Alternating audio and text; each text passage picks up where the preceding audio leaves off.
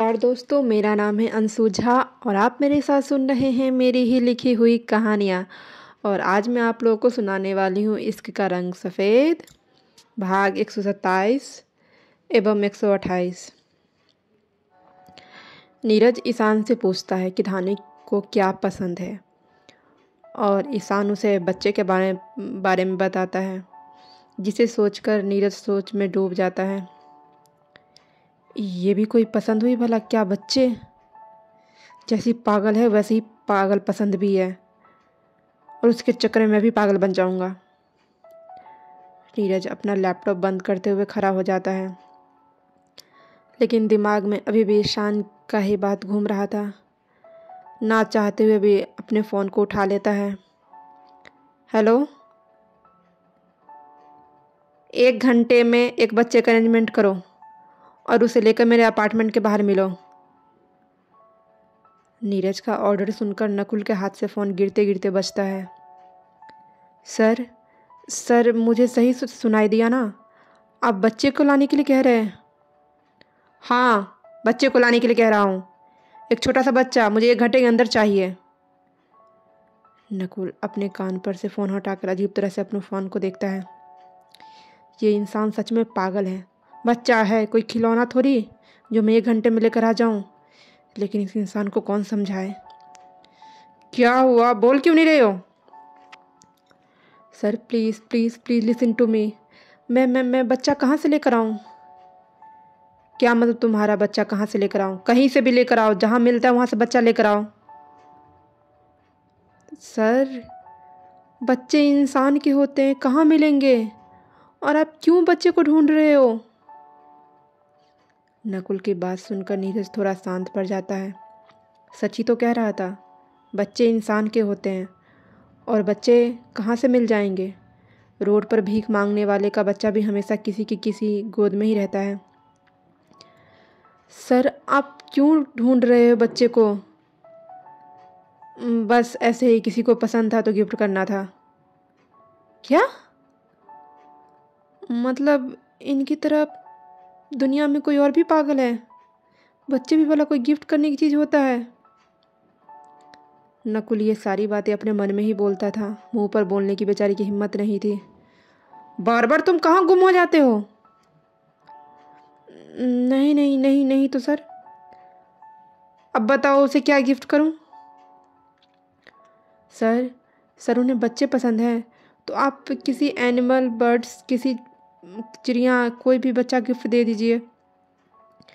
ये सब मार्केट में अवेलेबल होते हैं, मैं खरीद कर ले आऊं? वो उसे देखकर खुश हो जाएगी। हाँ सर, डेफिनेटली। बोलते बोलते नकुल की जुबान रुक जाती है। सर, आप किसे गिफ्ट करेंगे? किसी को नहीं, जल्दी से किसी का बच्चा लेकर आओ। मुझे अपार्टमेंट के बाहर मिलो। जी जी जी सर। फ़ोन काट कर नीरज चैन की सांस लेता है। चाबी उठाते हुए घर के लिए निकल जाता है। उसके ऑर्डर अनुसार नकुल उसके अपार्टमेंट के बाहर एक पिंजरा लेकर खड़ा था। ये क्या है?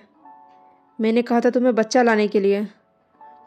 हाँ सर, ये गौरैया का बच्चा है।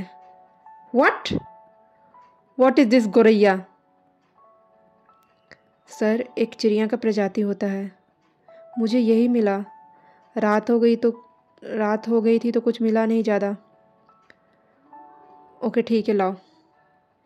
नीरज उसके हाथ से पिंजरा ले लेता है और गाड़ी की चाबी सिक्योरिटी को पकड़ा देता है।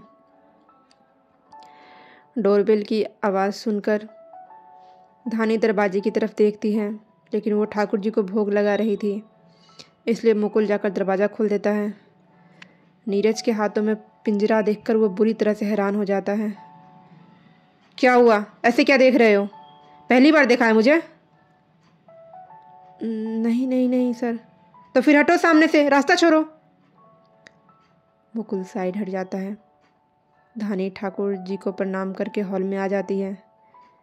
नीरज के हाथ में पिंजरा देखकर वो भी हैरान हो जाती है। एक पल के लिए वो अपनी सारी नाराज़गी भूल जाती है। ये क्या है? धानी उसके हाथ में पकड़े हुए पिंजरे को देखकर आश्चर्य से बोलती है। वो तुम्हें वो तुम्हें पसंद। नीरज अपने गले से टाई खोलते हुए अकड़ में बोल भी नहीं पा रहा था। हमें गोरैया कब से पसंद आने लगा? धानी की खिलखिलाने की आवाज़ आती है। वो उसके ऊपर हंस रही थी। वो पिंजरे में टुकुर टुकुर देखते हुए गोरैया को देखकर उसकी शक्ल नीरज से मिलाने की कोशिश कर रही थी। ये सब सोच सोच कर उसे हंसी आ रही थी। एक ही घर में दो दो गोरैया कैसे रहेंगे? हे ठाकुर जी, हम क्या सोच रहे हैं? सुन लेंगे तो यहीं पर हमारी समाधि बना देंगे। ये खरी खरी हंस क्या रही हो? आप सच में ये हमारे लिए लेकर आए हैं? नहीं, पड़ोसियों के लिए लेकर आया, गलती से घर लेकर आ गया था। नहीं पसंद है तो बाहर जाओ रखाओ, लेकिन ये दांत कम दिखाओ। मुंह अच्छी तरह से बंद करना आता है मुझे। नीरज की गुस्से भरी आवाज़ सुनकर और आखिरी की धमकी सुनकर धानी अपने मुंह पर हाथ रख लेती है। उसे हंसी अभी भी आ रही थी। वो बार बार नीरज और गोरैया को मिला रही थी, जिसे सोचकर ही उसे खुद पर हंसी आ रही थी। नीरज एक नज़रों से देखता है और सर झटकते हुए अपने कमरे में चला जाता है चेंज करने के लिए। उसके जाते ही धानी खिलखिलाकर हंस देती है। दीदी, आप ऐसे ही हंसते रहिए, आप हंसती है तो अच्छा लगता है। मुकुल अपनी बात कहकर चला जाता है, लेकिन धानी उसकी बात सुनकर खामोश हो जाती है। हॉल में बड़ा सा शोपीस के डिज़ाइन का शीशा लगा हुआ था, जिसमें वो खुद को निहारने लग जाती है। क्या ये वही धानी है जिसके चेहरे पर आखिरी हंसी सागर के रहते हुए आई थी? उसके बाद तो उसने हंसना और बोलना जीना तक छोड़ दिया था। धानी मुस्कुराकर शीशा में देखने लग जाती है। मुस्कुराते मुस्कुराते उसकी आंखों से अचानक आंसू बहने लग जाते हैं। धीरे धीरे वो हिचक्कर रोने लग जाती है। क्या हुआ, रो क्यों रही हो? नीरज की तेज आवाज़ सुनकर धानी पूरी तरह से हिल जाती है। नहीं नहीं, कुछ नहीं। धानी जल्दी जल्दी अपने आंसुओं को साफ कर लेती है, क्योंकि पता था सामने वाले इंसान को आंसू पसंद नहीं है। कुछ पूछ रहा हूँ, बताओ, रो क्यों रही हो? नहीं, बस ऐसे ही। कितनी बार कहा ये आंसू मुझे पसंद नहीं है, इसलिए मेरे सामने इन्हें बहाया मत करो, नहीं तो रोने के लिए घर से बाहर बिठा दूंगा। नहीं नहीं, हम कहाँ रो रहे हैं, आप बैठिए ना, हम खाना लगा रहे हैं। तुम्हारा ड्रामा खत्म हो गया? धानी फिर से खामोश हो जाती है। मैं तुम्हें सर खाना। नीरज धानी से दूर हटकर डाइनिंग टेबल पर आ जाता है। उसकी नज़र धानी पर ही बनी हुई थी, कि चुपचाप खाना लगा रही थी। उसे खाना लगाकर धानी पिंजरे को उठाते हुए घर की बालकनी में चली जाती है। माफ़ कर दीजिए गुरैया बाबू, लेकिन आपको हम यूँ कैद करके नहीं रख सकते हैं, क्योंकि कैद क्या होती है हमसे ज़्यादा कौन जान सकता है। परिंदे आसमान में ही अच्छे लगते हैं। ये लीजिए, पानी पीजिए। बालकनी में जो चिड़िया के लिए कटोरी में पानी रखा हुआ था, धानी पिंजरा का दरवाज़ा खोलते हुए पानी अंदर रख देती है। गोरैया का बच्चा भी प्यासा था, पानी पीने लग जाता है। उसके बाद धानी पिंजरे का मुंह खोल देती है। आज़ादी मिलते ही गोरैया का बच्चा आसमान में उड़ जाता है। हमसे मिलने के लिए आते रहिएगा। धानी उसे मुस्कुराते हुए विदा कर देती है। सच में उस गोरैया के बच्चे को आसमान में उड़ते हुए देखकर उसका मन हल्का हो गया था और खुशी अलग ही महसूस हो रही थी। देखते हैं उनको कुछ चाहिए तो नहीं। हे ठाकुर जी, मम्मी जी ने कहा था फिर नाराज़ रहने के लिए, लेकिन हम तो बात करने लग गए। अब हम नहीं करेंगे। हाँ, धानी, धानी। नीरज उसके नाम का शोर मचा रहा था। धानी जल्दी से बाहर आ जाती है। खाना खाओ। धानी अपनी थाली लेकर बैठ जाती है। दोनों खाना खाकर अपने कमरे में चले जाते हैं। डर से आज धानी चुपचाप उसके कमरे में आ गई थी और बिस्तर का एक कोना पकड़ कर लेट गई थी। नीरज कुछ देर बैठा हुआ लैपटॉप पर काम करता रहता है। उसके बाद लैपटॉप बंद करके टेबल पर रख देता है।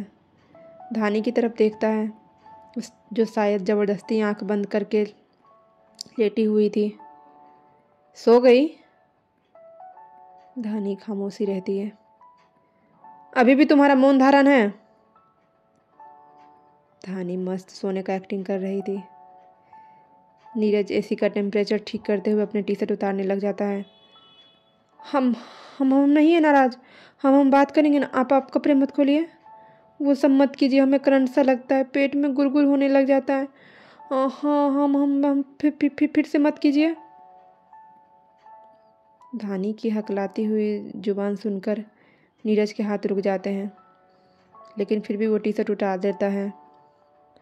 अब क्या कर रहे हैं? तुम्हें प्रॉब्लम है ना मैं किसी के करीब क्यों गया? किसी और के करीब नहीं जा सकता हूँ, लेकिन तुम्हारे करीब तो आ सकता हूँ। नीरज उसके कंबल में घुसते हुए बाहों में भर लेता है। पहले तो आप ऐसे नहीं करते थे। आप उस तरफ सोते थे, हम इस तरफ सोते थे। ये तुम्हें लगता है। 5 मिनट के बाद तुम मेरे ऊपर ही आकर लेट जाती थी। अब चलो सो जाओ। हम ऐसे नहीं सो पाते हैं। तो ये तुम्हारी प्रॉब्लम है। अब ये करंट लगने की आदत डाल लो, रोज़ झटके मिलते रहेंगे। क्यों हमें झटके दे रहे हैं आप? जाकर उस मोनिका को दीजिए ना। नीरज हैरानी से उसकी तरफ देखता है। क्या है यार, तुम तो उसके पीछे ही पड़ गई हो। तुम तो इतना ड्रामा क्रिएट करी जैसे मैंने अपने कपड़े नहीं पहन रखे हो। हाँ तो कहाँ पहन रखे थे आपने कपड़े? धानी, उसने भी पहन रखे थे और मैंने भी पहन रखे थे। अच्छा, पहन रखे थे। हम भी वैसे ही कपड़े पहन कर किसी के सामने चले जाए? नीरज झटके से उसके ऊपर आते हुए अपने हाथ से मुंह को बंद कर देता है। जान ले लूँगा तुम्हारी, और इस दुनिया में भी आग लगा दूंगा अगर ऐसी फालतू बकवास की तो, या ऐसी फालतू सोच अपने दिमाग में लाई तो। नीरज की पकड़ कसती जा रही थी। धानी का दम घुटने लगा था। नीरज जल्दी से हाथ हटा देता है। जान ले लीजिए आप हमारी, आपको शांति मिल जाएगी। कभी बाजू दबा देते हैं तो कभी मुंह दबा देते हैं, कभी पूरा अपने नीचे ही दबा देते हैं। धानी लंबी लंबी सांसें लेते हुए बोलती है। तो हो क्यों एक लीवर की? जरा सा तगात लगाते ही तुम्हारी जान चली जाने लगती है। नीरज उसके ऊपर से उतरते हुए बोलता है। हम ऐसे ही है। बोलते हुए धानी मुंह घुमाकर सो जाती है। नीरज उसे बाहों में जकड़ लेता है। धानी बस गहरी सांस लेकर रह जाती है। अब उसे समझ आ गया था, ये इस जागरण के बिना इस बेड पर सोना अब हम असंभव था। दिमाग में आराधना जी के साथ हुई बातें घूम जाती है। बच्चे के बारे में सोचकर ही उसका चेहरा शर्म से लाल पड़ जाता है। हमें बच्चे कब और कैसे होंगे? कहते हैं जिसके पास पति होता है उसके बच्चे होते हैं। अब तो हमारे पास पति भी है, तो हमें भी बच्चे होंगे। सब कहते हैं पति पत्नी साथ सोते हैं तो बच्चे आते हैं। हम भी तो साथ सोते हैं, तो हमारे भी बच्चे जल्दी से आ जाएंगे। मम्मी जी कितनी खुश हो जाएंगी ना। धानी यही सब सोचते हुए मुस्कुरा रही थी। वहीं नीरज आंख खोलकर उसे अपने बाहों में मुस्कुराते हुए देखता है तो चैन की सांस लेता है। चलो, इसका पागलपन तो ख़त्म हुआ, अब चैन से काम कर पाऊँगा। सब कुछ बहुत अच्छे से चल रहा था। खुशी के दिन पंख लगाकर बीत रहे थे। धानी यहाँ आकर पूरी तरह से नीरज की दुनिया में रम गई थी। उसे जो काम करना आता था उसमें वो लगी रहती थी।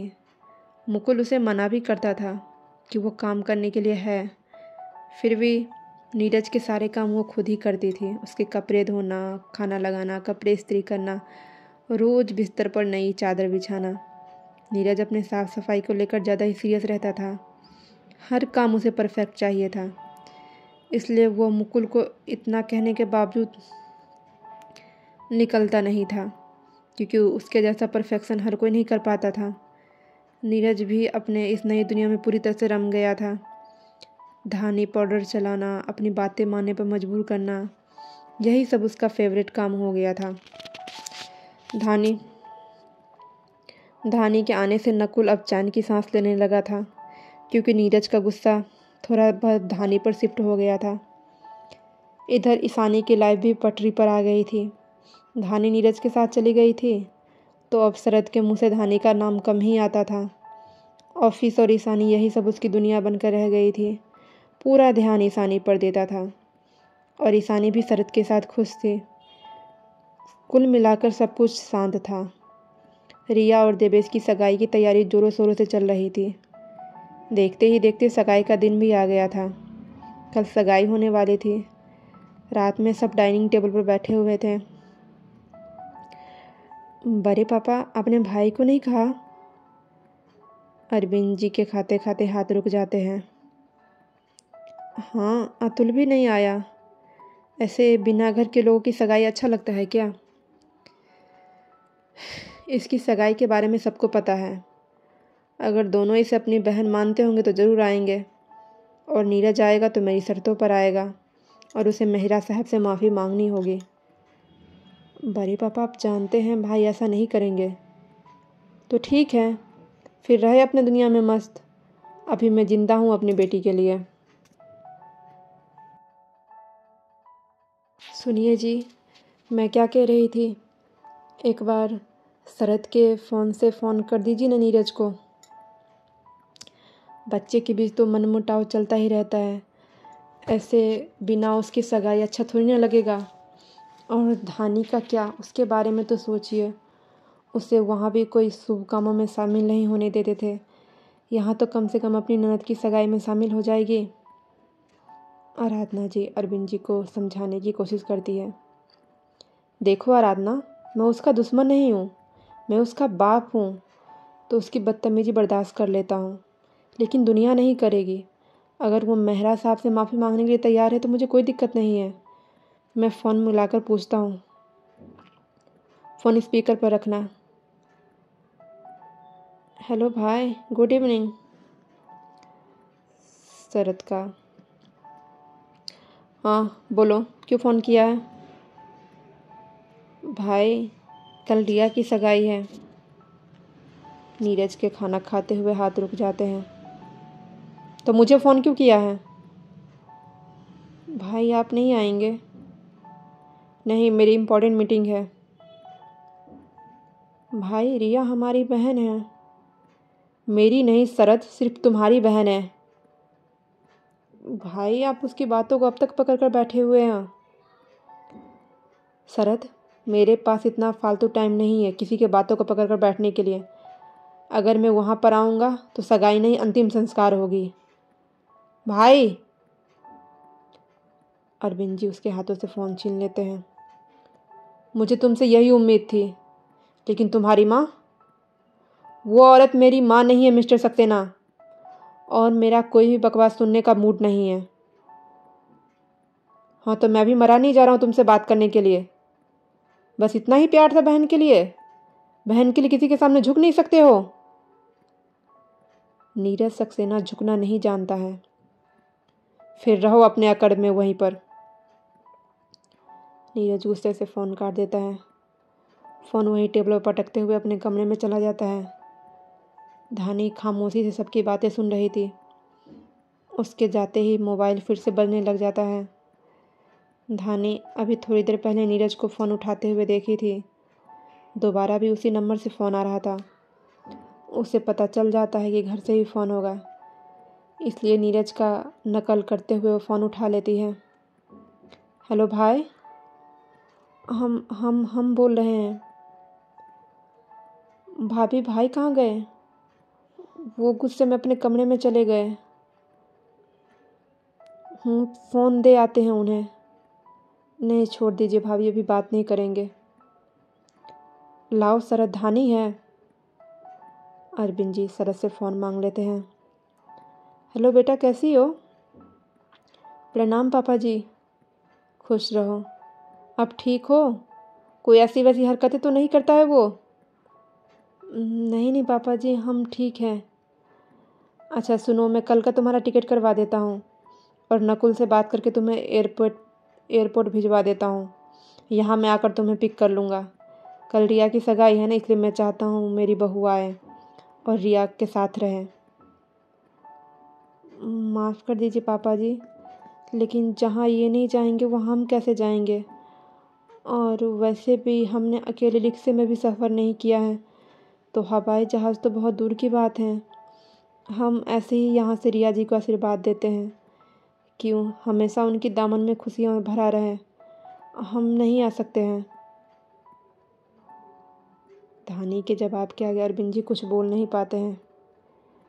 बेटा आ जाती तो मुझे अच्छा लगता। हम आएंगे ना पापा जी, जब रिया जी की शादी होगी हम इनको भी मना कर लाएंगे। पक्का?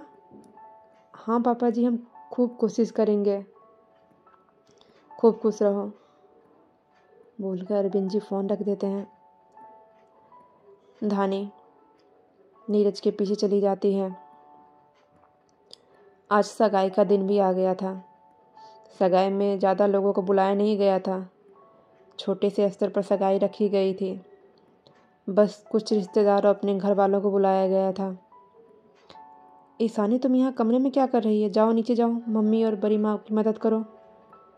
शरद उसे फ़ोन पर लगे हुए देखकर बोलता है। देखिए शरद, मुझसे अब ये सब नहीं होगा। मुझे ये घर की जिम्मेदारी और कामकाज नहीं आते हैं। मैं बस रेडी होकर नीचे आ जाऊंगी। ईशानी, रिया मेरी बहन है, तुम्हारी ननद है। अगर तुम नहीं कुछ करोगी तो कौन करेगा? घर की बहू तुम हो। सारी रिश्तेदारी मुझे ही तो निभानी है। एक भाभी है जो पूरे परिवार इस घर जंजाल को छोड़कर अपने पति के साथ मुंबई में अकेले ऐश करती है, और एक मैं हूँ जो यहाँ इन लोगों के साथ फंसी हुई हूँ। What's your problem Ishani? भाभी यहाँ इस घर में थी तब भी तुम्हें दिक्कत था, अब जब वो भाई के साथ मुंबई में रह रही है तब भी तुम्हें उनसे दिक्कत है। पति तुम्हारा आसमान से नहीं टपका है जो परिवार नहीं होगा। मैं दुनिया में अपनी माँ बाप की वजह से आया हूँ और मेरे परिवार ने मुझे पाला है, तो मैं उन्हीं के साथ रहूँगा ना। पता नहीं तुम्हारी प्रॉब्लम कभी ख़त्म ही नहीं होती है। शरद गुस्से से सुनाते हुए बाहर चला जाता है। हमेशा वो ईशानी को घर परिवार की जिम्मेदारियों से अवगत कराना चाहता था ताकि किसी को बुरा ना लगे, लेकिन एक ईशानी थी जिसे अपने घर परिवार से मतलब रखना ही नहीं था। क्या हुआ? दामाद जी से क्यों झगड़ा कर लिया? दूसरी तरफ से सुशीला जी की आवाज़ आती है जो फ़ोन की दूसरी तरफ थी। अरे मम्मा, यही मेरी लाइफ है और मेरी लाइफ हेल बनी हुई है। कोई प्राइवेसी है ही नहीं है। सुबह उठ के सबके सामने जाकर बैठ जाओ, फिर कॉलेज जाओ, कॉलेज से आओ तो फिर इनकी चौकड़ी फिर से जमी रहती है, फिर दांत दिखाते हुए बैठ जाओ। और अब रिया का सगाई का तमाशा चल रहा है। अब शरद कह रहे काम करने के लिए। अरे जब मुझे कोई काम आता ही नहीं है तो मैं कैसे करूं? भाभी की किस्मत कितनी अच्छी थी ना, उन्हें नीरज भाई जैसा पति मिला है जो इन्हें यहाँ के झंझट से दूर लगे।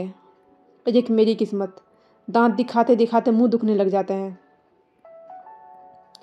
पागल हो गई है ईशानी, ये कैसी बकवास कर रही हो? अरे परिवार का गुस्सा दामाद जी पर क्यों दिखा रही हो? अरे वो तो भोले हैं, अपने परिवार को साथ रखना चाहते हैं, लेकिन तू तो उन्हें अपने शीशे में उतार सकती है ना। जितना हो जल्दी हो सके उन्हें अपने शीशे में उतार और उनके दिमाग में अपनी बात भरकर पूरे घर पर राज कर और अपनी मर्जी से रह। क्या ज़रूरत है किसी का डर और बात मानने की? जब सब कुछ तेरी मुट्ठी में होगा तो तू अपनी मर्जी कर पाएगी ना। मम्मी अब क्या बोलती है, क्या कहती है, मुझे कुछ समझ नहीं आता है। ये सब मेरे मुट्ठी में कैसे हो जाएगा? और शरद यहाँ का श्रवण बेटा है। श्रवण जी भी अपने माँ बाप की जिम्मेदारी उठाकर चले थे, लेकिन इनका अलग ही है। अपने माँ बाप के साथ साथ बड़े माँ बड़े पापा सबकी जिम्मेदारी अपने कंधों पर उठाकर चलना चाहते हैं। छोड़िए ये सब सोच सोच कर मेरा दिमाग खराब हो जाता है। जा रही हूँ नीचे, नहीं जाऊँगी तो शरद नाराज हो जाएंगे। चलिए मैं फ़ोन रखती हूँ। ईशानी शरद के बातों का विरोध तो जता देती थी, लेकिन फिर करती वही थी जो शरद कह कर गया था, क्योंकि शरद से वो नाराज़ नहीं रह सकती थी। इसलिए जो भी वो कहता था वो मुंह कान बातें बनाकर भी वो मान लेती थी।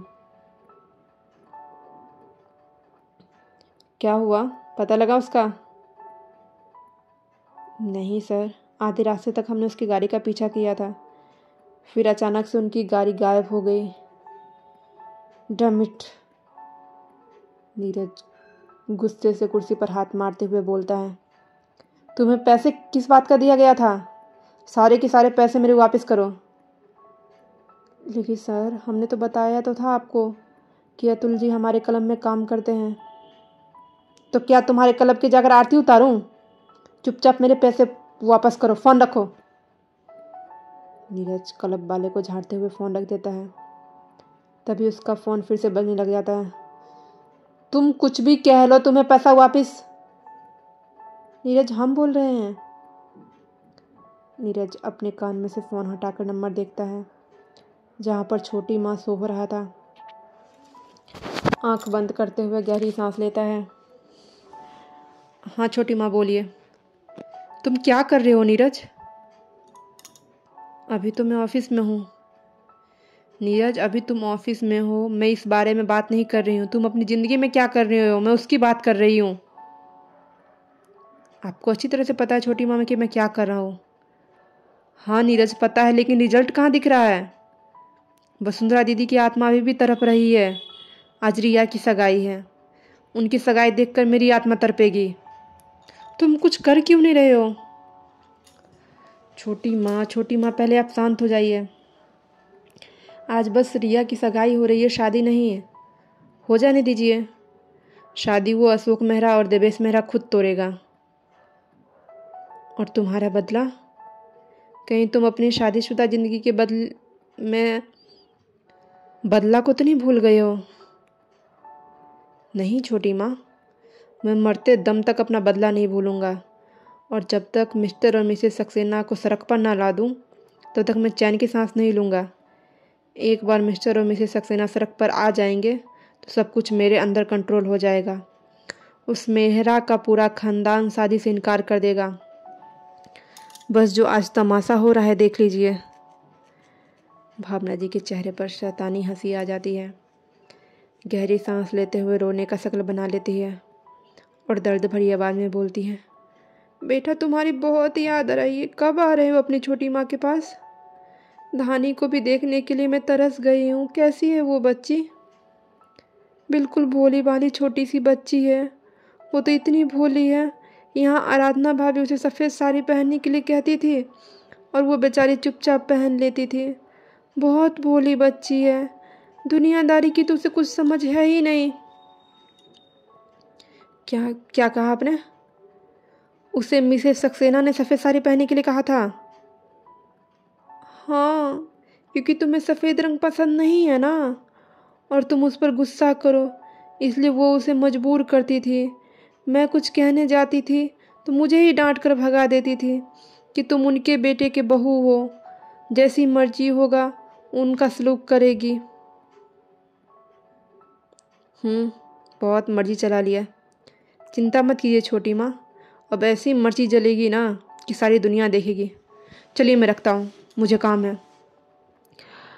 हाँ हाँ ठीक है, अपना और ध्यानी का ख्याल रखना। खाना समय पर खाना। छोटी माँ, धानी को आपने सिखाया है क्या खाना बनाना? क्यों, क्या हुआ बेटा?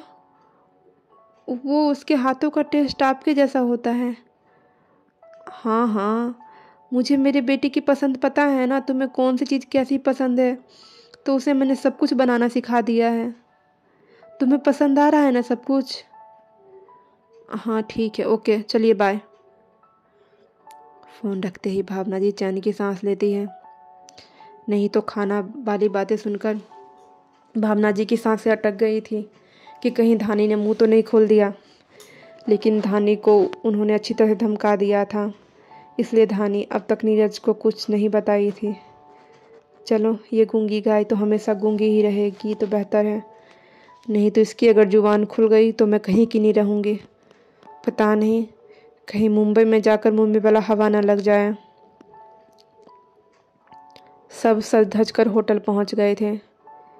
ना ही नीरज आया था, ना ही अतुल आया था। नीरज आना नहीं चाहा और अतुल का शायद पता नहीं था, और अभी घर से दूर रहना चाह रहा था। रीज़न अपने माँ बाप से नाराज़गी थी या कुछ बात और था, ये उसकी आत्मा ही जानती थी। बस खुद के लिए गुमनाम ही ज़िंदगी चुन लिया था उसने। कौन सी बात उसे अंदर ही अंदर खाए जा रही थी, ये तो उसका दिल ही जानता था। अरे आइए आइए मेहरा साहब। अशोक मेहरा के आते ही अरविंद जी हाथ जोड़कर खड़े होते हैं। देवेश झुककर उन्हें प्रणाम कर लेता है। खुश रहो। एक 23-24 साल का लड़का भी अरविंद जी का आशीर्वाद लेता है। सक्सेना साहब, आप देवेश से तो मिल ही चुके हैं, इससे मिलिए। ये है अभिनंदन, हमारा छोटा बेटा। बेटा इनसे भी आशीर्वाद लो।